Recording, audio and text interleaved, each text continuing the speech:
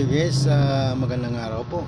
Ngayon guys ay samahan nyo ako at panuorin natin itong pagre-repair ng kalsada dito sa uh, South 6 Road ng MICP, Manila International Container Terminal. Dito po ito sa may Manila, no? So yan guys, napapansin ko lang kasi guys na napakatibay ng paggawa, no? Yan, kita mo yung bakal guys, talagang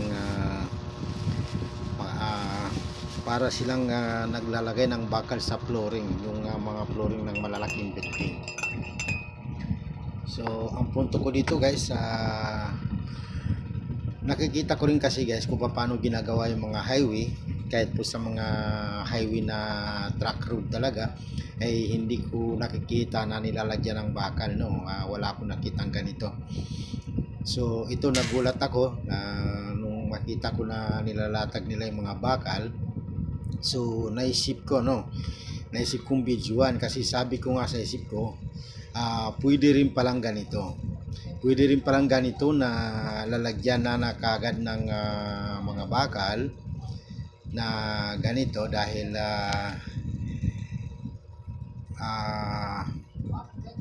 kung nakikita natin guys, so napakatibay, no?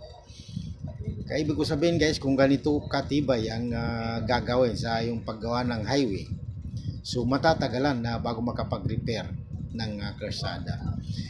Ito po kalsada to guys, kaya ni-repair to dahil katulad nga nung vlog ko po nung una, ito po ay nagkasira-sira dahil sa dadaanan po ng mga truck na malalaki. So nagkawasak-wasak po yung semento.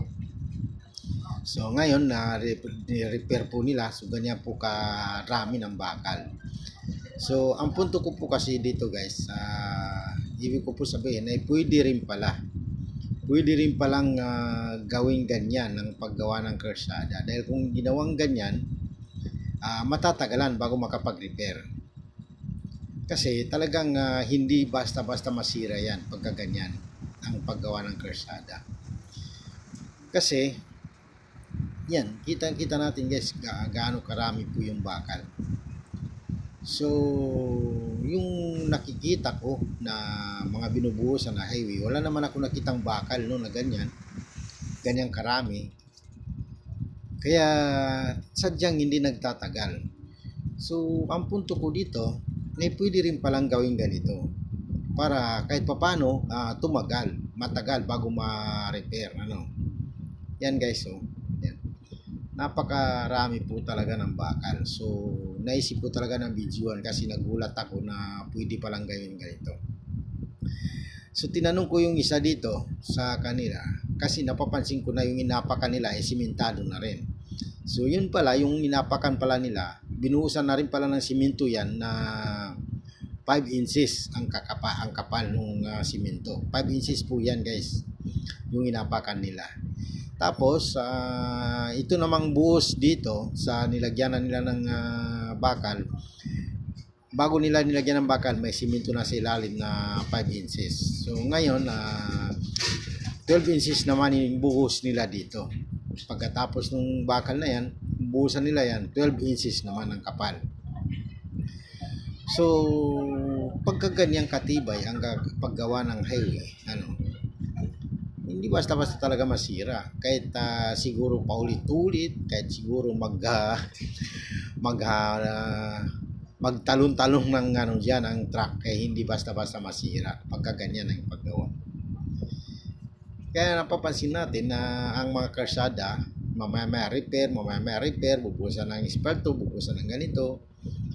So pagdating ng bagyo, nasisira. Kung ganito siguro katibay, kahit siguro paulit-ulit ang bagyo, hindi basta-basta masira. Kasi napapansin natin guys, bubuhusan lang ng espalto yan, wala namang bakal yan. Tapos bagyo lang, kaunting ulan lang, nasisira na. So i-repair na naman uli ngayon, babakbakin na naman uli dahil para i-repair. Kung ganito ang gagawin, kaya na isang bagsakan lang, isang repair lang, so palagay ko naman magtatagal. At hindi ilang buwan lang, ilang taon lang, repair uli. Yan, nakikita natin guys, napakatibay ng paggawa. So, ngayon guys,